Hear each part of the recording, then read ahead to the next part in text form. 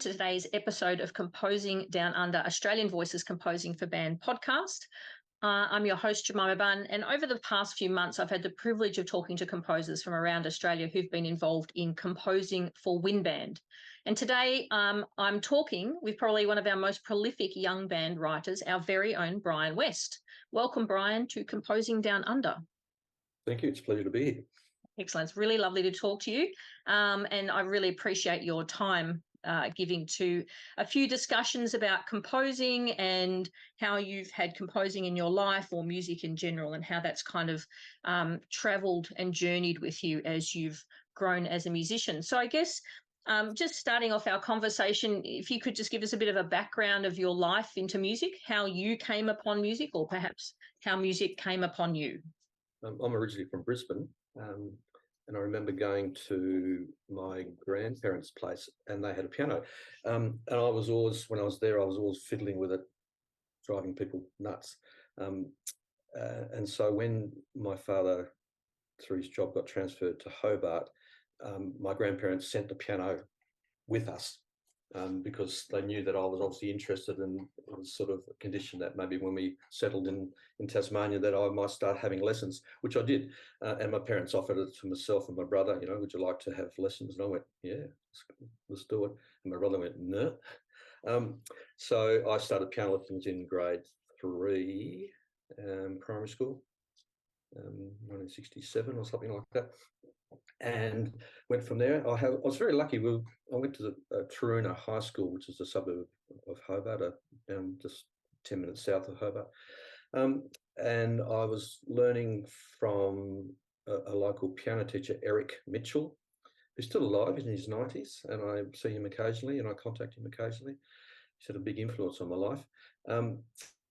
He had a different way of teaching. He had you as a piano learner 1 week learning repertoire, and then the next week you would have group lessons where you're with peers, similar age, similar standard, and you had tasks to achieve for that group lesson. And there were rhythm tasks, clapping and composing. There were sight reading tasks. There were self-prepared tasks. There was every week or every fortnight a composition task. Sometimes free composition, sometimes he would give a theme or an idea or a motive, and we'd have to come up with a piece for performance at our next group class. So right from the get-go, I was composing through my piano lessons. That's quite a unique approach to piano lessons. He also went on later, he was one of the first teachers in Tassie to adopt the Suzuki method. I wasn't taught Suzuki at all, but he started teaching Suzuki, and his daughter, who's a very famous violinist in Europe somewhere now, started teaching Suzuki. So it was all about developing musicianship, developing ear. We did a lot of clapping games, a lot of mimicking. You know, he would just come up with fun things for us to do in these group lessons. You know, so it wasn't a chore, it was always quite interesting. And a lot of it was just based around understanding music and how it worked, how it was created, not necessarily just recreating. In fact, I looked at my diary. My students, when I was teaching, I'm retired now, but I used to tell my students that, you know, in a year I was learning over 100 pieces of music. My last diary, because he kept a diary every lesson, he wrote in it, I didn't, he wrote in it what I had to do for next week. And he would tick off whether a piece had been learnt or finished. I did 125 pieces in my last year with him. Doesn't mean I learnt to performing or recording standard 125 pieces, but we went through that many pieces. So it was a different way of teaching, and I think that's given me a good grounding. And it certainly didn't make me scared of composing or improvising or sight reading or playing in different styles. It wasn't until I got to the conservatorium that I realised how limiting some of the students' musical experience was, because they learnt 6 pieces a year doing A, B exams, and they were still good musicians and good players. But I knew I had something extra. I think there was a depth there, and that came through maybe some aptitude that I had, but also certainly his teaching method, I think, was was pivotal in my progress as a musician and as a composer. Where did you go from then? So you learnt piano from a very young age, and Yep. then I learned piano, learned trombone. I was a trombone player at school. Started on euphonium, actually, trombone, some UFO, then conservatorium as a piano player / trombone player. Ran, the big band at the university at that stage because no one else was, so I took it on. So I got into playing jazz, also joining rock bands, not cabaret bands, probably is a better term, function bands. So right from the end of college going into uni, I was working, doing gigs as well. So that was another outlet for my sort of musical playing and experience, because doing gigs and meeting other people's needs is high on the agenda for that sort of work. So a lot of restaurant playing work, sitting down and playing piano for 3 hours in restaurants as well. And I used to spend half that time improvising. People go, "What's that song?" And you go, "Oh, I just made it up." That was my sort of quite varied, musical experience. So it wasn't just my work at the conservatorium. I was working semi-professionally outside. and how did you find your way into the world of band music, or into the? I'm guessing trombone and euphonium was a way in. Good question. Thinking back now, my high school music teacher, Brian Simpson, he was a reasonable trumpet player. He was in the local Return Services Memorial Band, the RSM, which I joined, brass band. He, in his teaching, I was learning at school at Torrena High School. A lot of the music we played was his music. He would take, an idea and go home and write it out, and he'd come and say, "Oh, here's, piece, Hava Nagila. We're going to learn Hava Nagila," and it was in his handwriting. He'd done it over the weekend, and then he would modify that depending on, he was writing it according to who was in his class, who could play what. So I think I probably subliminally got a bit of influence from him through, just adapting to suit the classes that he had and the students that he had. So if he had a good trumpet player, he would write some challenging trumpet parts, so he would be arranging stuff. I see his son occasionally. I've studied with his son, and I'm keen to try and get some of those old scores, because there were some great pieces, or from my memory, when I was 15, 14, they were great pieces. So I think that was an influence on me as well. It's fascinating, the different people that you meet that can determine your track, I guess. Like I was saying before, it's quite a unique learning situation that you've come from, with people who encouraged composition rather than specifically playing the piano. I also had a friendship group, because through my teaching degree at the university, we have to go out. I was lucky in those days, it's changed now. We did 2 teaching pracs each year. So I was doing a 4-year teaching degree through the conservatorium in those days. And we did 2 pracs each year. So it's probably my 2nd or 3rd year, I was doing pracs in high school, years 7 to 10, and was involved with several schools that had good band programs, wind bands, concert bands. They're on prac, you're always trying to impress and, make a mark. And so I got into writing pieces for my teaching friends in the schools that I was in. And also there's a local band program, primary school bands program, which is still running very successfully, which is a combination of 10 local primary schools that would get together and form a band. And so I ended up writing some music for them too, because they were playing just whatever American wind band music they can get hold of. And I figured, why can't I contribute to that?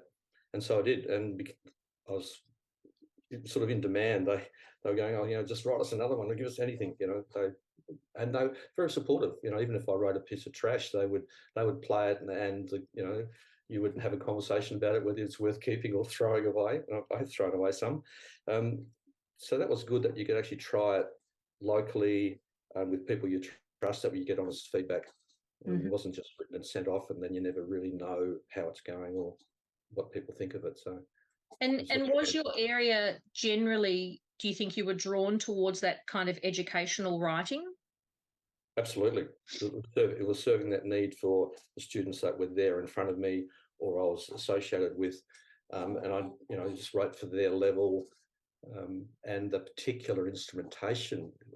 Often schools would have, you'll have 6 clarinets, 1 flute, no trombones, so you're mixing and matching. A lot of my early stuff, and Brolga music has taken some of it on, that flexible arranging style that I was right into back in the early 80s, through necessity, because you couldn't just play printed music because it mightn't suit the ensemble you've got. So I was trying to be flexible in my approach.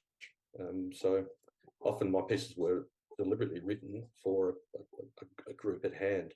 And then if it needed changing, I would be flexible enough to go, let's rewrite that flute part. You've got a good flute player or a good flute section, we'll change it. So I was on hand to modify, rewritten and rewritten and rewritten.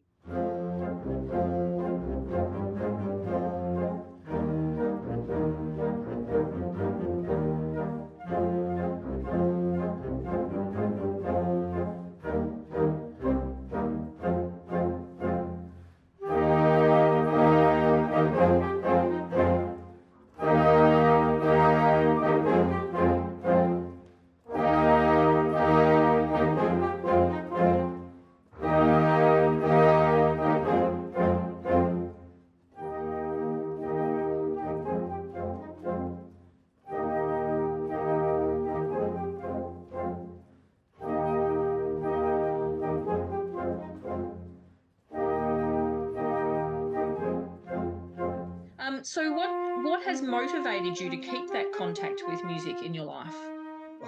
It's a part of me. It's forever there. It's interesting. There's always something going on in my head. I've got a grade 1 concert band piece going on in my head at the moment, which I must sit down and write out for you.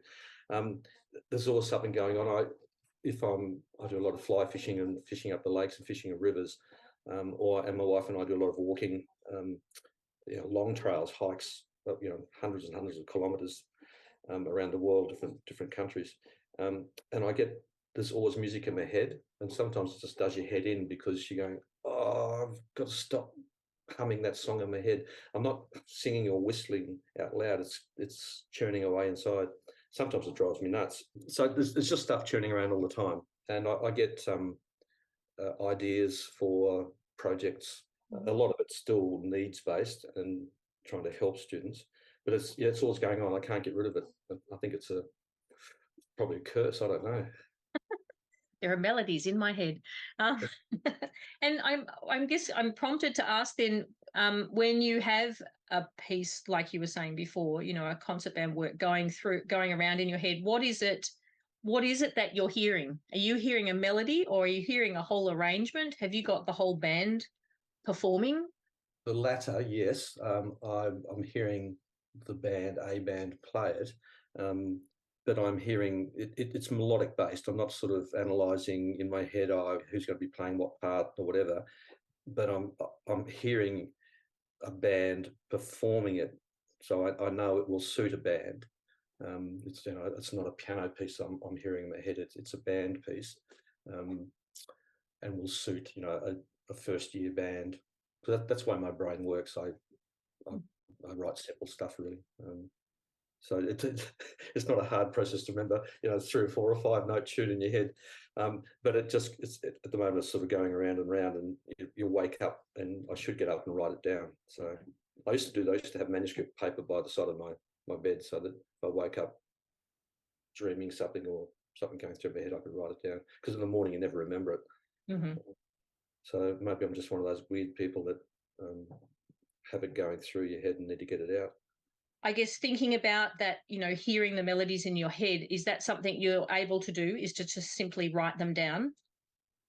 Yes. Yeah, I've got it's annoyed lots of people over the years. I've got very good pitch. I'm actually not a believer in perfect pitch, but I've got good pitch, so I don't have to see it or sit down at the piano. I can write it or look at what needs to be played. I still enjoy being a piano player. A lot of stuff, you sit down and go, okay, I'm just going to fiddle with it and see if I can work out the middle or how the ending might work, and that you're playing it on the piano. A lot of my pieces have been written that way. A lot of my pieces that, for example, Brolga have published have been ideas that have just developed, and I sit down and start writing them. And of course, once the computer came in, that changed everything, because you can actually, as you put something in, it goes bing and it plays to you. So, and I think I actually don't like it, because you're getting a sort of a false sense of what's going on. It was nicer when I was just writing handwritten scores, and I was hearing what they sounded like. As soon as the computer starts playing back, not particularly good sounds over the years, you get a false representation of the piece. So, when I'm coaching students and teaching students, I always strongly encourage them, by all means, use your computer, and you're hearing what's going on. But as soon as you can get something played, hear it with real musicians, hugely advantageous. And that's been my goal all through, is when I've written something, just get it played, hear it live. The head's not good enough to replace the real people playing it. So Absolutely.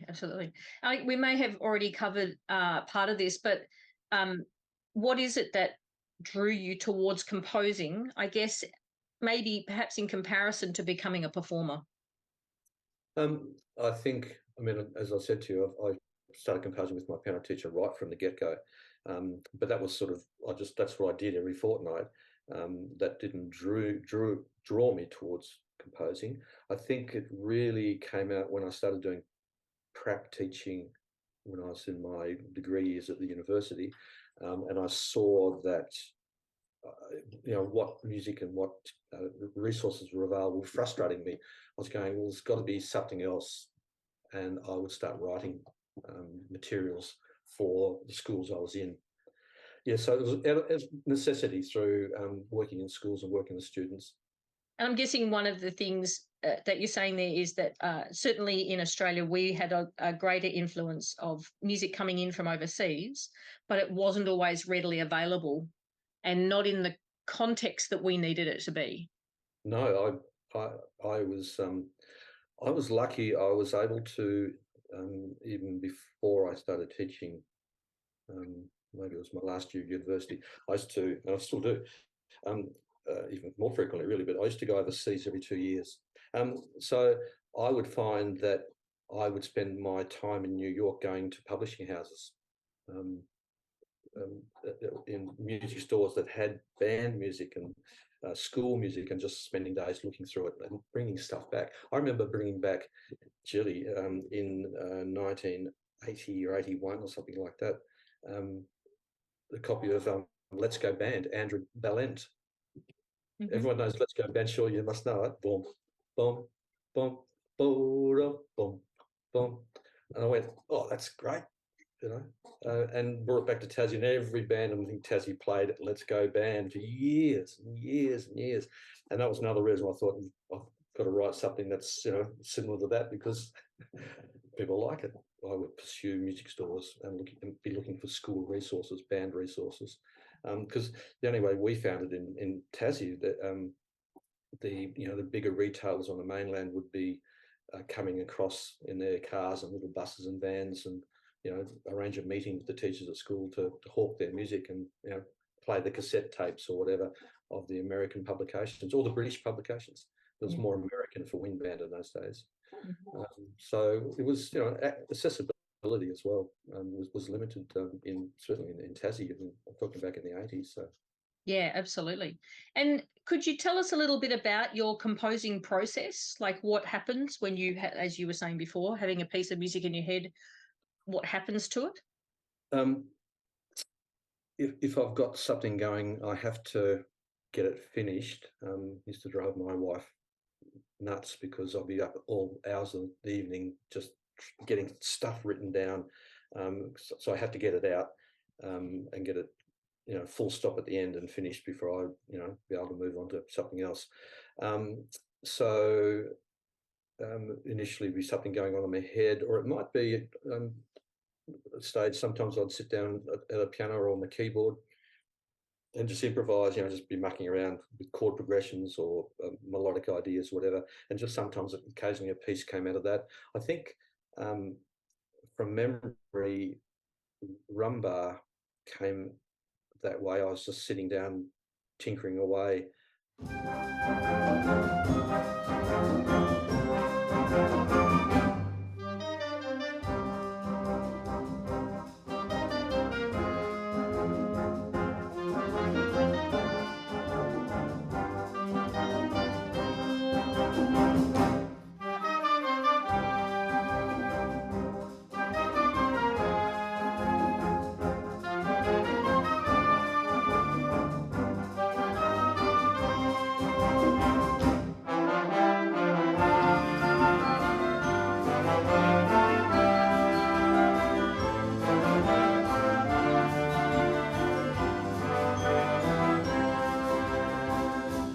And there was something going on in one of the schools I was at. We were doing Latin music. It might have been a unit on Latin music or something. So, the difference between we were learning to play samba, and there was a piece for jazz band called Summer Samba.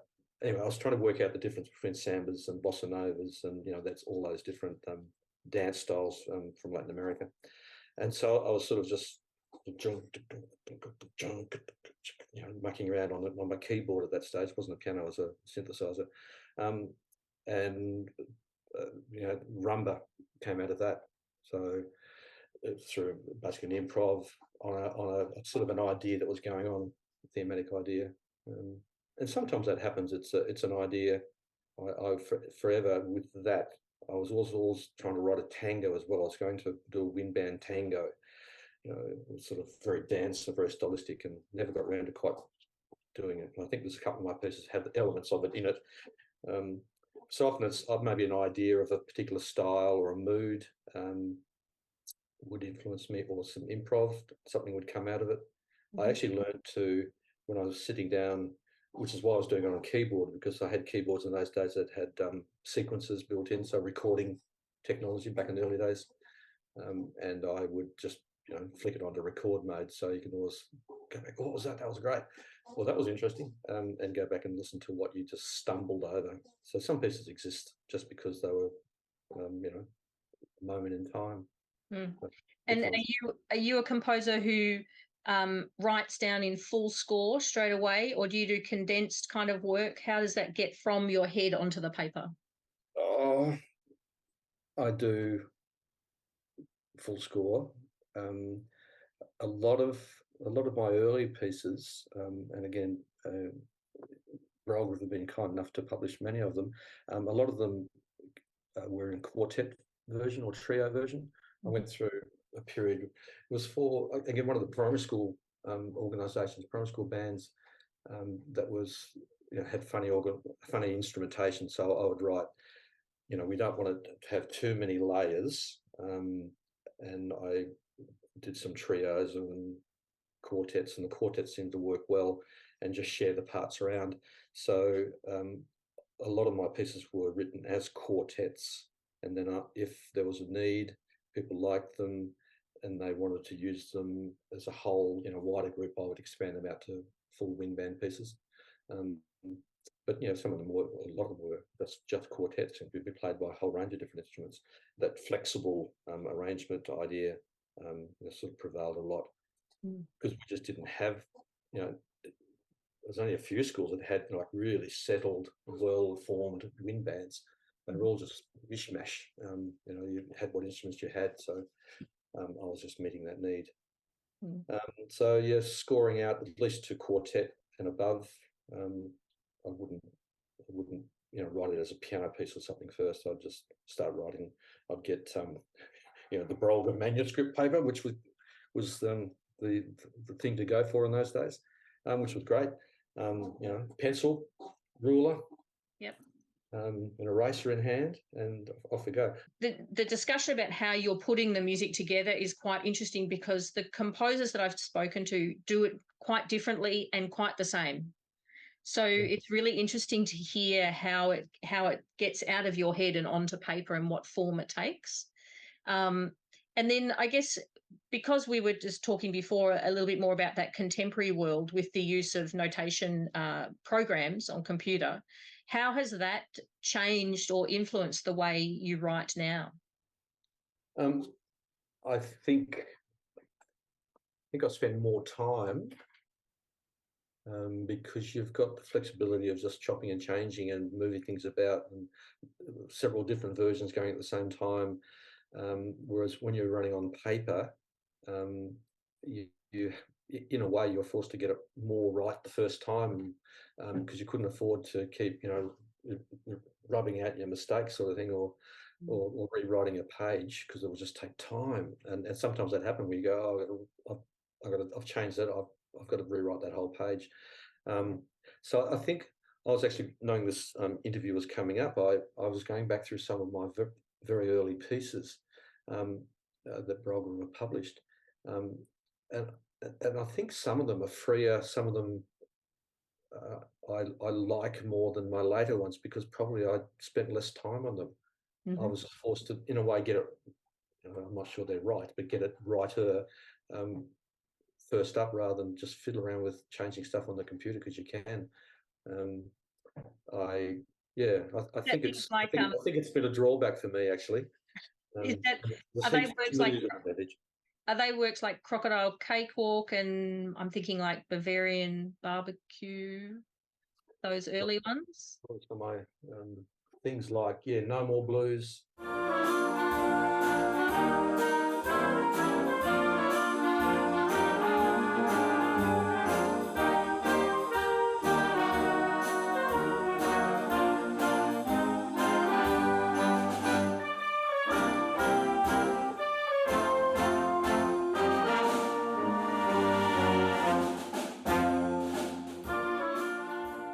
Spook.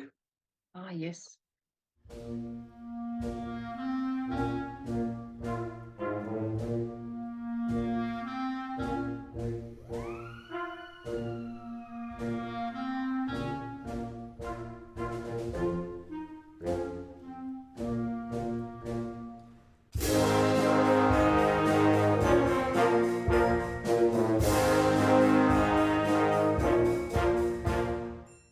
Even Clowning Around. Clowning Around was a quartet.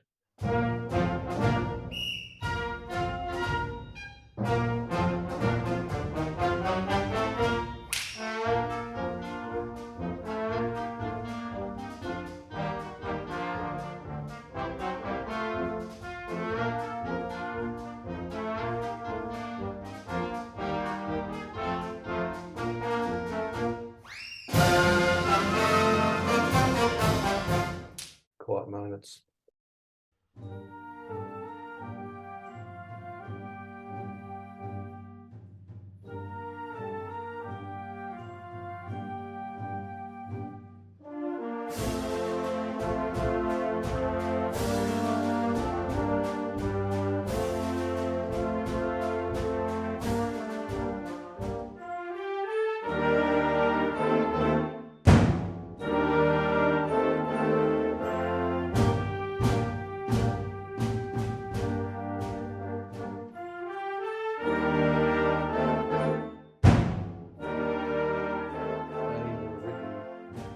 Pretty quickly, and I said Rum-Bah, from ideas, and I got them finished and played, and I might have changed a few things, but I didn't. I look at them now and go, if I had time, I would rewrite that or do that differently.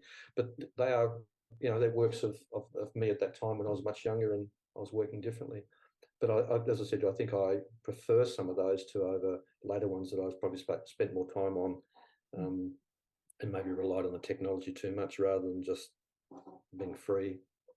I have to say those works are certainly classics of wind band literature, young band in Australia. They still are played everywhere, those works. So it's I think one of the interesting things you just said before was you were talking about hearing things were always melody based. Yep. And that's a really fascinating thing for me as a listener, thinking about the works, or a performer, thinking about the works that you've performed, because the melodies are so strong. It's quite if I was analysing your work, Brian, it's quite a theme that goes through all of them, is that the melodies are something that capture audiences and capture players really well. Is that something that you're conscious of? I am conscious of it. I think it comes back to my training as a piano player and through my work with Eric Mitchell, my teacher. We were doing, one of the things we were doing as well was understanding harmony. We were using harmony. So, one of the composing tasks would be, here is a chord progression, write a tune on top of it, or here is a melody, put some harmony under it, and so experimenting with the relationship between melody and harmony, and then style. So I've always been doing that, and a lot of them in those days, you're not writing long works. You're just writing, 8 bar, 10 bar, 12 bar, 16 bar works for, your next piano lesson. And so I think my whole upbringing is writing stuff that's simple, stuff that's catchy. One of the things that I've thought about this a lot over the years, and even listening back to some of my old works, they make me smile. And I think that is hopefully, a feature through a lot of my music, that at some stage you'll go, you're like, oh, that's interesting, or the ending will make you smile, or a silly sound. I went through a stage where I was doing chromatics and silly percussion sounds, again, just for kids to enjoy, students, young musicians to enjoy, but also audience to enjoy, parents to enjoy, just to give someone a laugh. And I don't take music that seriously, so I like enjoying music. I enjoy playing music. I enjoy listening to music. So I hope that people enjoy and get a smile or a laugh or a twinkle in their eye when they listen to some of my music or play my music. So I can't write big complex things. Actually, I've never tried. It's just not part of what I do. I took it as a direct compliment. One of the first things Ralph said to me about my writing, Ralph Holcomb, who's been a big influence on me and big supporter, he said at one stage, and I can't remember exact words, and he will probably remember, he said, that he, in a way, was in admiration of what I do, or jealous. Maybe he didn't use that term, but he said, you've just got this knack of writing silly, stupid little melodies. And he said, they're great. He said, people love them. You make me mad, or you make me jealous, you make me envious, because I have to work to do that. It just seems to be natural to you. I can write silly little tunes, always have been able to. And I think because I was always been composing right from the get-go. It wasn't introduced to me later in life. I was writing as a student in grade 3, grade 4.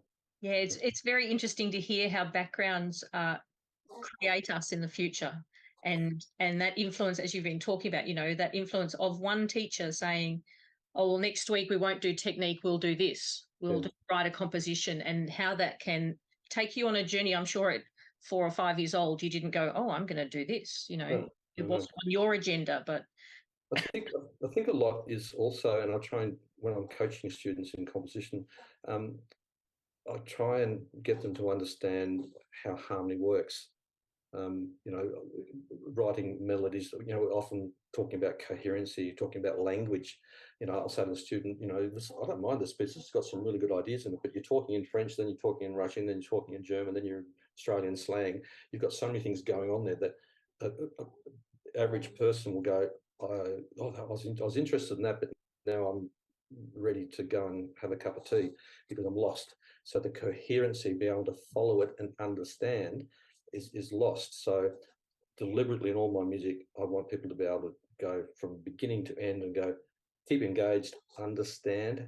So the phrasing, the harmonic language, playing a lot of rock and playing a lot of jazz, especially the jazz, harmonic languages can be too complex, but it's really not. It's quite simple, really. And so understanding how harmony works and common progressions and how they affect people. So a lot of my pieces have, you go, I've heard that before. And often it's a harmonic progression. There was, what's the one? I think it's Hornpipe. It's got Gilligan's Island chord progression in it. Dum, dum, dum, dum, dum, dum.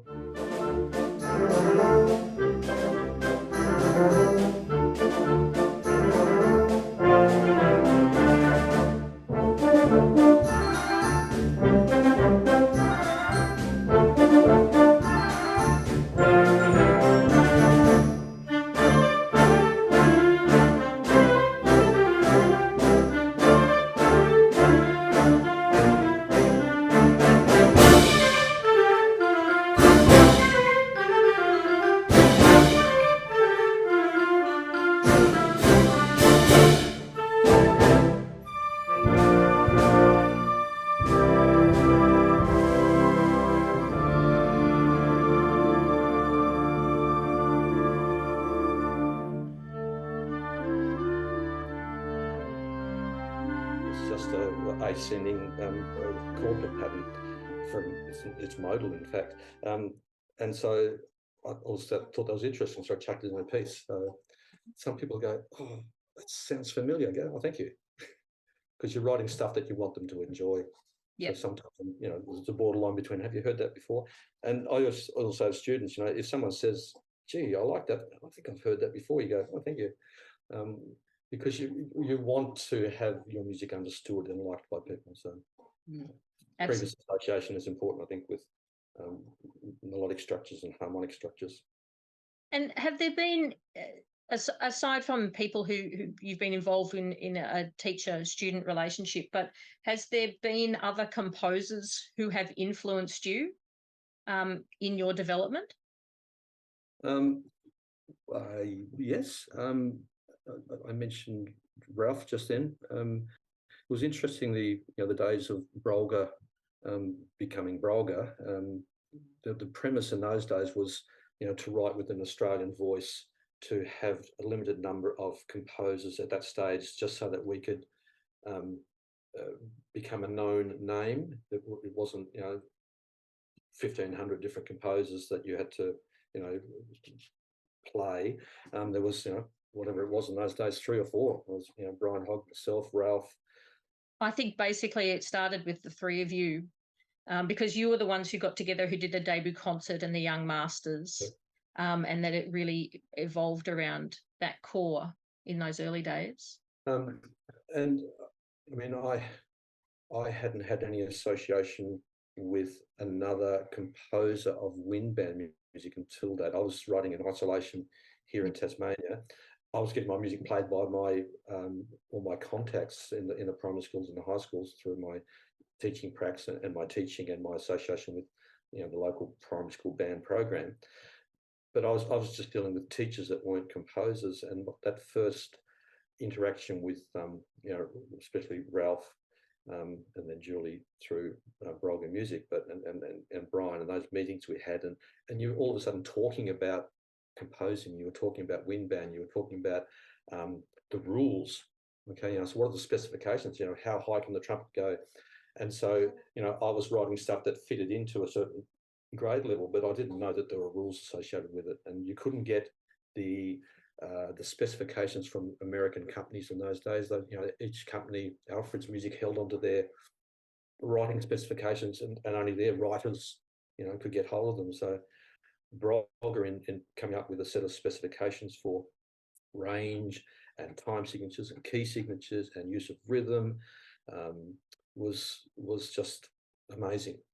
So that interaction with the core of composers with the early Brolga music was highly influential on my writing, and it stimulated me to write more. I was always trying to get pieces done, and getting pieces played, which I could easily do locally, and then ship them up for Ralph and Julie to listen to, and I'll be waiting for a phone call or a message coming back going, "Yeah, we like it, we'd like to do something with it." And they were fantastic. They'd go, "Nah." Julie would go, "Nah." And stuff that didn't get published. So not everything's a success. But yeah, so the early days of working with Brolga, and then looking at what Ralph was writing and what Brian Hogg was writing, and looking at their scores. And it was interesting, I actually did some typesetting of a few pieces for Brolga in the early days when Julie was just had so much on, with other too many pieces going in the 1 year or something, and looking at other people's scores. And actually, when you're typesetting, you're putting in every line, and you start looking at how it was composed, because you start seeing all these interrelationships.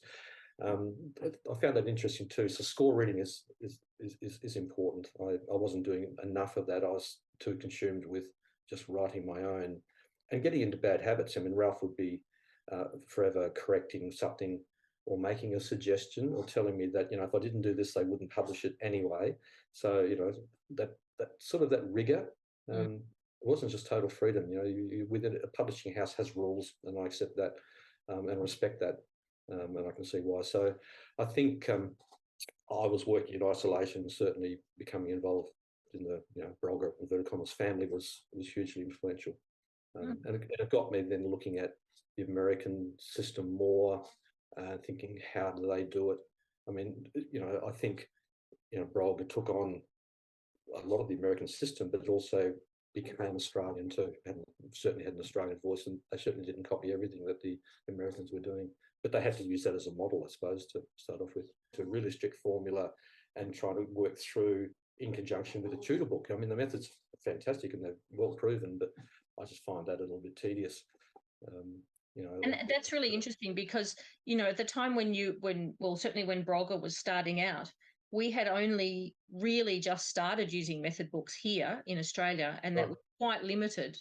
So the idea of putting together a standard as such of what a grade 1 band chart would look like was was more based on experience of being in schools rather than a particular curriculum that we were following, because in Australia we didn't necessarily in those early days those well, I know we had best in class first and accent on achievement, and standard of excellence and essential elements is what we've kind of grown into, but those structures weren't necessarily available here in those early days of Brolga.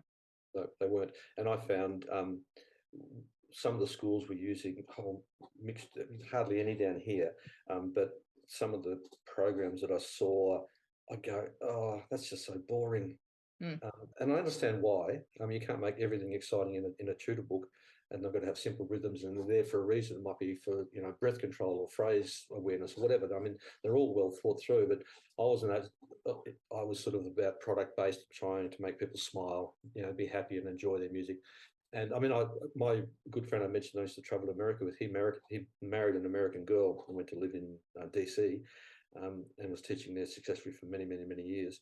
And I used to go across and go to school with him, and watch him how he taught his program. And he would be, they'd be using essential elements or whatever, and he'd be going, they'd have to write on the blackboard what they were doing each lesson in every little point, so to prove that they'd planned the lesson. And point 1, okay, page 10, exercise 1B, and they'd play whole notes for as a warm up. You go, oh, it was all highly structured, very good bands, very studious and well controlled and in tune, and all the good things.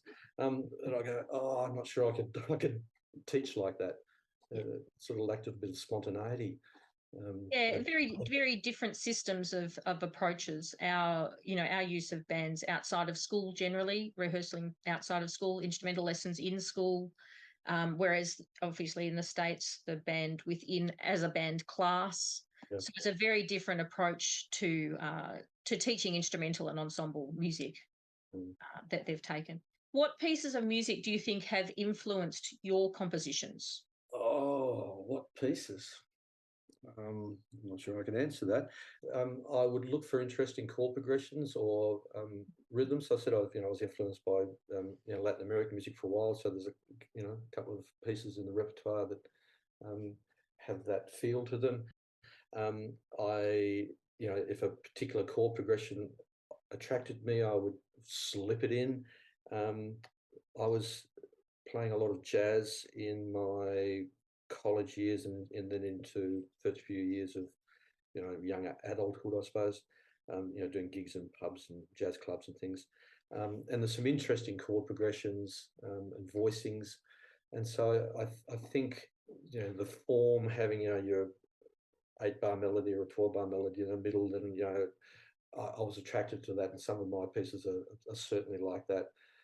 It was through listening, starting to run my own band program in high school and also at college level. We separate our high schools from colleges.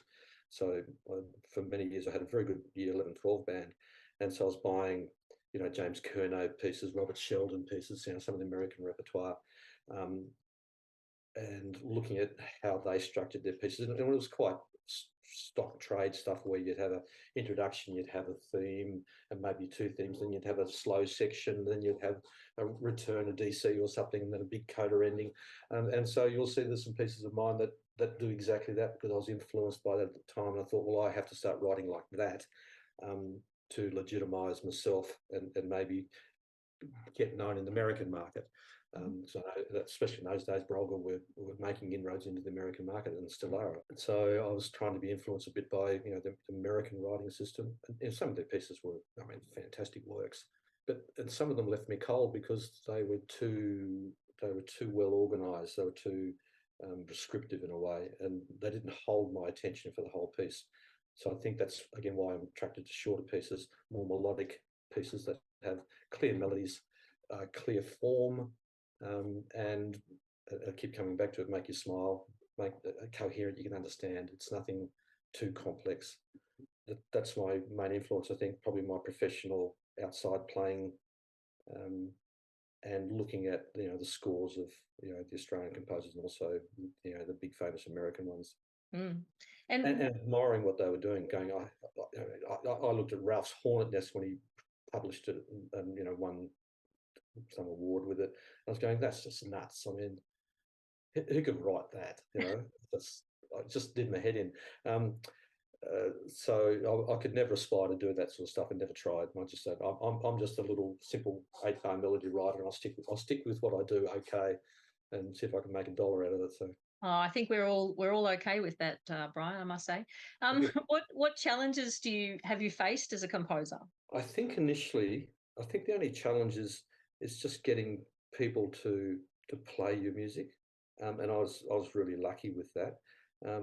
But I've had other challenges, like the band stuff. I've always able to get played, but the challenge of I've written piano books and drum books and bass guitar books and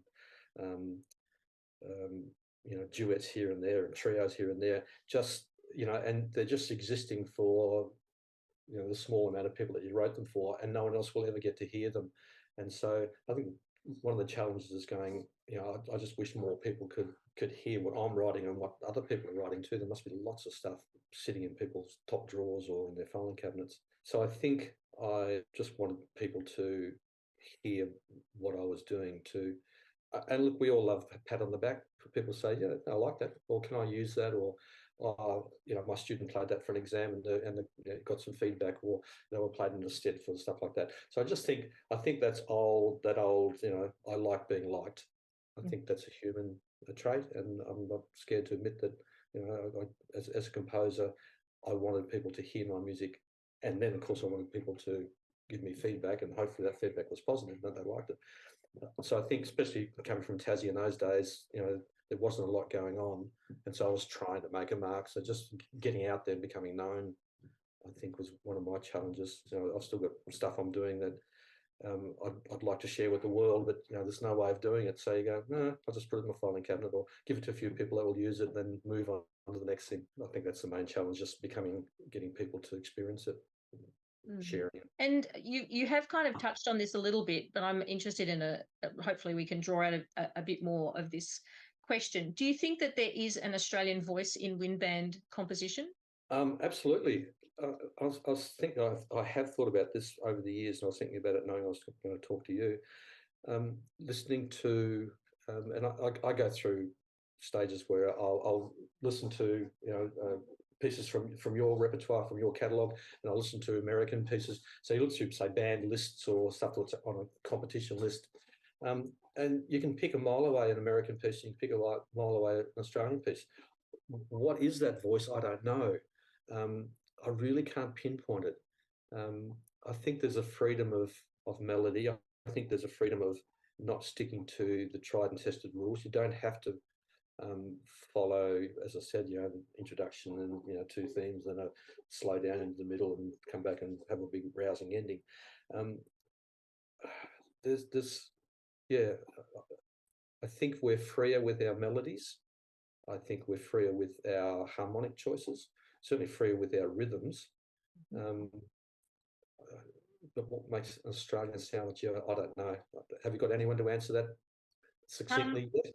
No, not really. It is an interesting, I find it a question that I ask myself a lot as well, because I can hear a difference between what an English young band work is, or what an American young band work is, or what an Australian young band work is. If you listen to pieces from Japan, they all have different cultural characteristics, but certainly between the UK, America and Australia, we have a general connection through those 3 countries, and they each have a characteristic. Identifying it in Australia, I find quite difficult. Certainly, if I speak more specifically about Brolga, I think there is a freedom. As you were saying before, there are guidelines that obviously support the growth of young instrumentalists as they come up through ensembles, but we also allow for flexibility. Yeah, I think that risk taking, I remember, it might have been, it could have been something like City Life, where deliberately I was using chromatics.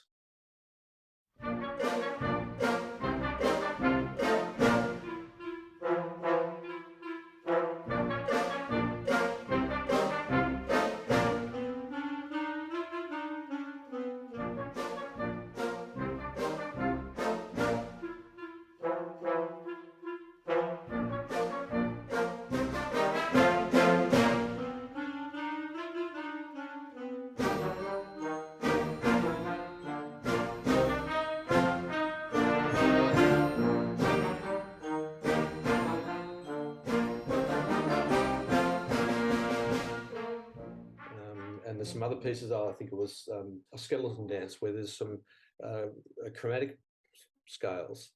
So chromaticism, chromatic scales.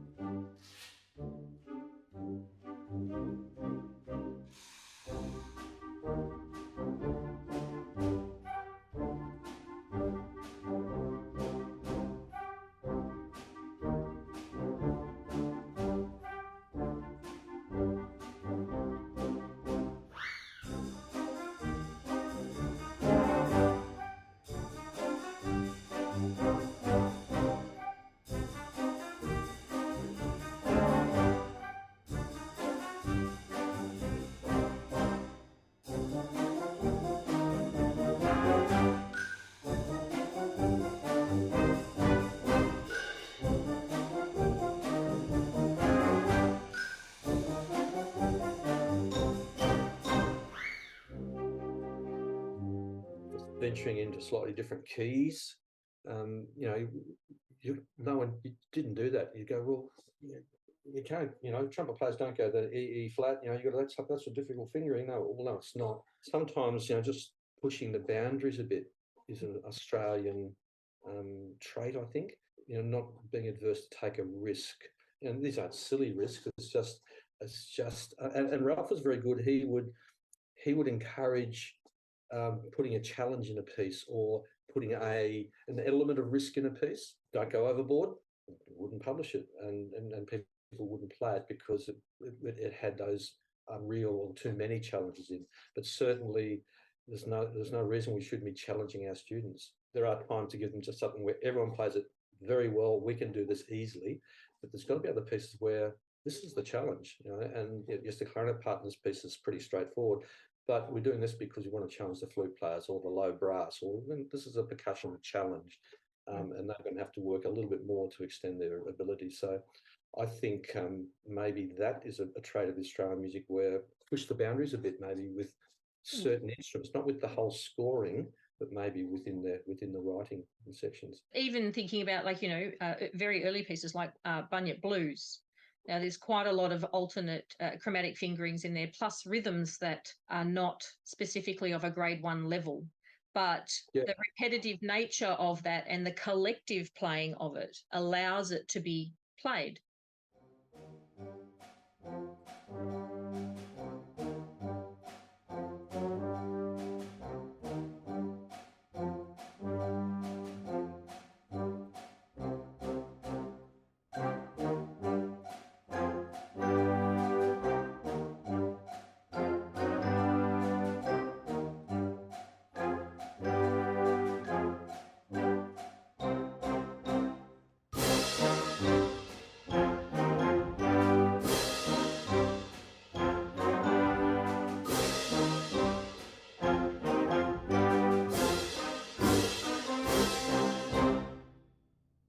And in teaching students to do that. A lot of it you can sing. So, if you had syncopations, well, it's a no-no for level 1 band, or wide jumps or whatever, you do the stuff.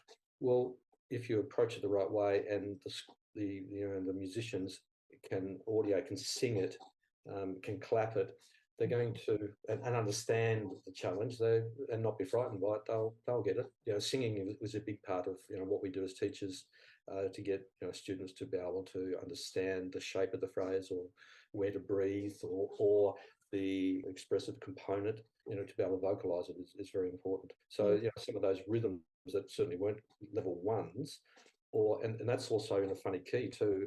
I think I tried it in B flat minor, and it was just getting a bit muddy, so I took it up. In fact, I think it was Ralph's choice to take it up a tone, and so all of a sudden you get trombones out in 6th position. Well, it's hard for a level 1 trombone playing C down in 6th position. You go, well, get used to it. Give them a challenge, and it's there all the time. It's not just as if it's there once. It pervades the piece, so that you learn that technique, setting up little challenges, but being able to articulate that. And be able to explain to your band, your students, and get them to sing it, clap it, is a part of the way of getting around the problem or the challenge. I guess I've got 2 things just to wind us up, and one of them is, do you have any advice for those people who have a hankering to compose? What advice would you give them? So 1, you want to be encouraging of that. 2, I have to hold them back from putting too much in. So often they've got 17 really good ideas, but you only need 2 or 3 good ideas in a piece for people to be able to follow it. So again, it comes back to thinking coherently.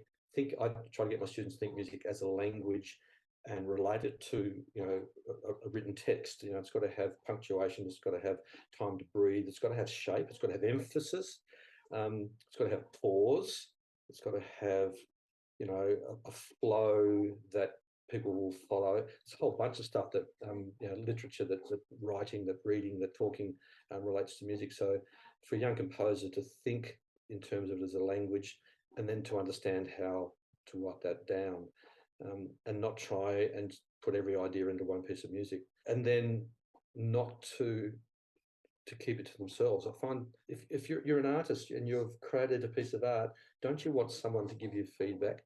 You want people to like what you're doing, and you want the feedback. And if they don't like it, you want to know why. So maybe then you can learn from that and grow from that. So I tend to be with young composers, get your stuff played, get feedback. I guess you have to be open to that, don't you? You That's have right. to be open to having feedback, because it must be very hard to hear that someone doesn't like a piece that you've written. Because it's a personal composition. It's something that you've given. Yeah.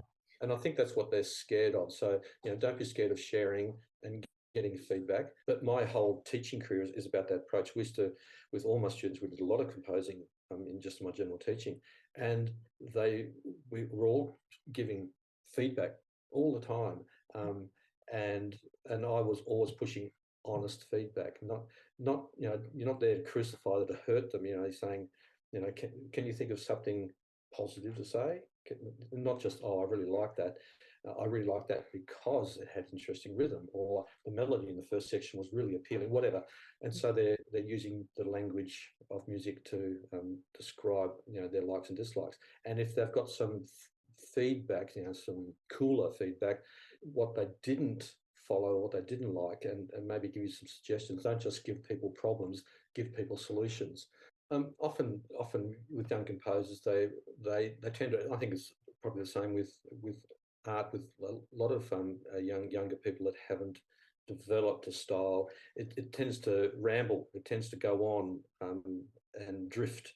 And so I think that for a young composer is to not try and put all their eggs in the one basket. So and again, you need to be working with them to shorten their pieces.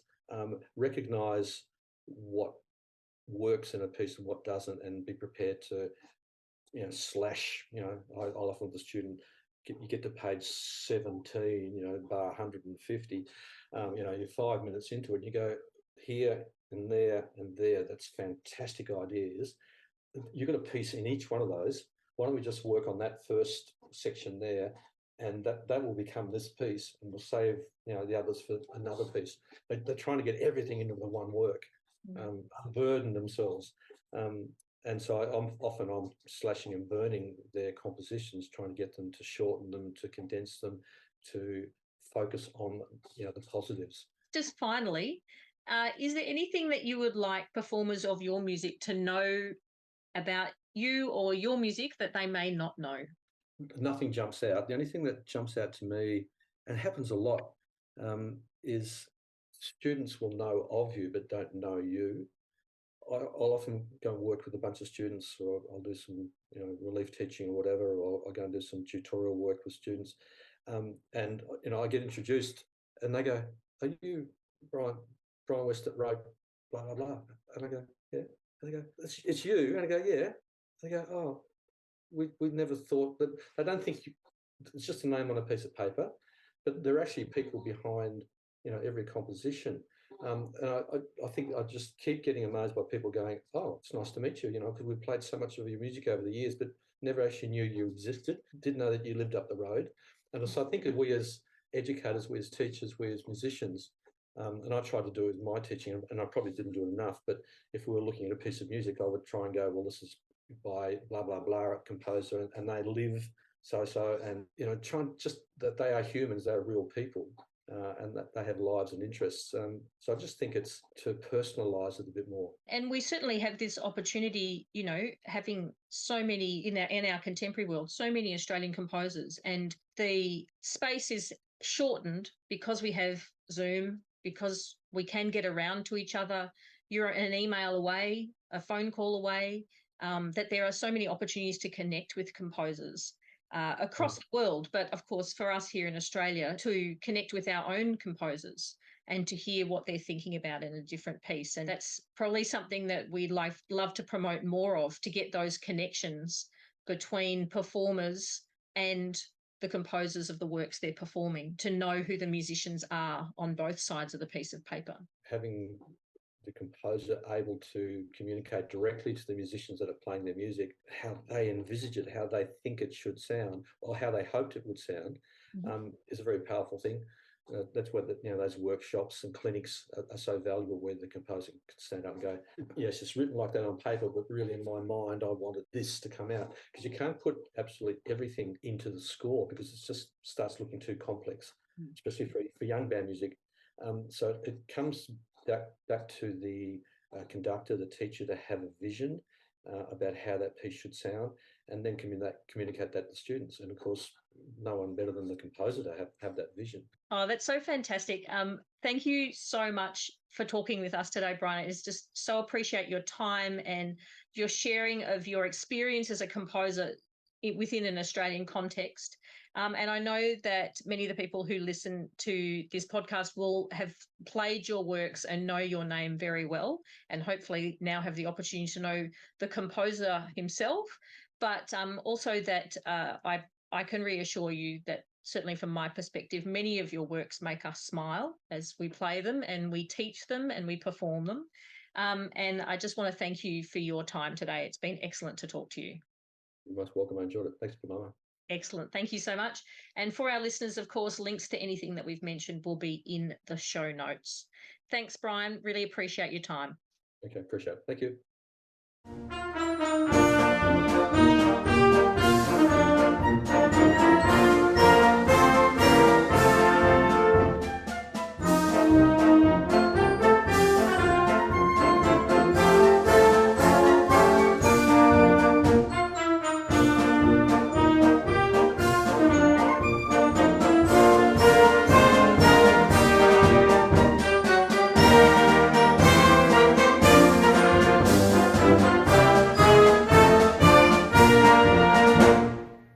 Composing Down Under, Australian Voices Composing for Band is sponsored by Brolga Music Publishing, Australia's finest musical voice.